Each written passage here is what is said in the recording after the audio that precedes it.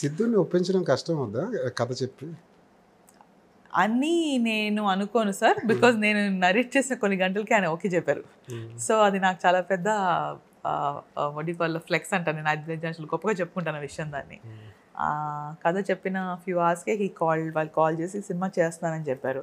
So నాకు అది చాలా గొప్ప విషయం అది.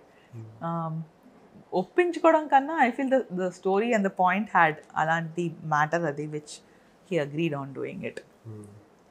ఎవరికి చెప్పడం కష్టం అండి? మీ టీంలో ఇంతమంది ఉన్నారు కదా, 2 హీరోయిన్లు, 1 హీరో, వాళ్ళంత కాస్టింగ్ ఉంది కదా, ఎవరికి కథ చెప్పడం కష్టమైంది మీకు? అంటే ఫస్ట్ టైం కదా ఒక కథ నేరేట్ చేయడం. సార్ నిజం చెప్తున్నాను నేను. సో నాకు I enjoy story telling. So నేను తెలిసిన ఎవరైనా అడిగితే అదే అంటారు, నాకు ఇలా కూర్చొని కథలు చెప్పడం చాలా ఇష్టం. And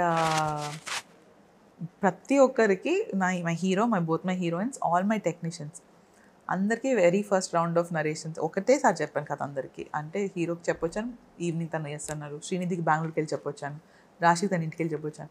nobody took time to say yes, they all came on board immediately.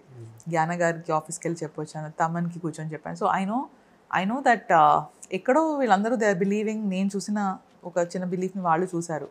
So నాకు అది మోర్ దెన్ ఎనీథింగ్ అది నాకు more important, that we are all coming together for something very మనం ఎక్కడో అనుకున్న దాన్ని అందరూ వ్యాలిడేట్ చేస్తాం. అందకన్నాను కదా, మనకి వీ వాంట్ సమ్ వ్యాలిడేషన్ కదా, ఎవరో కరెక్ట్ అని చెప్పడానికి. వీళ్ళందరూ కలిసి రావడం అనేది నాకు ఒక పెద్ద ఎస్ అనుకుంటున్నాను సినిమాకి. అంటే డైరెక్షన్ అన్నది అనుకోకుండా జరిగింది కావచ్చు, కానీ ప్రాసెస్ అంటే డైరెక్షన్ కోసం తెలుసుకోవడం కానీ, దాని మీద వర్క్ చేయడం కానీ, ఇదంతా కూడా తెలియకుండా జరిగిపోయిందా, లేదంటే దాని మీద ఏమైనా ప్రత్యేకంగా శ్రద్ధ పెట్టారా?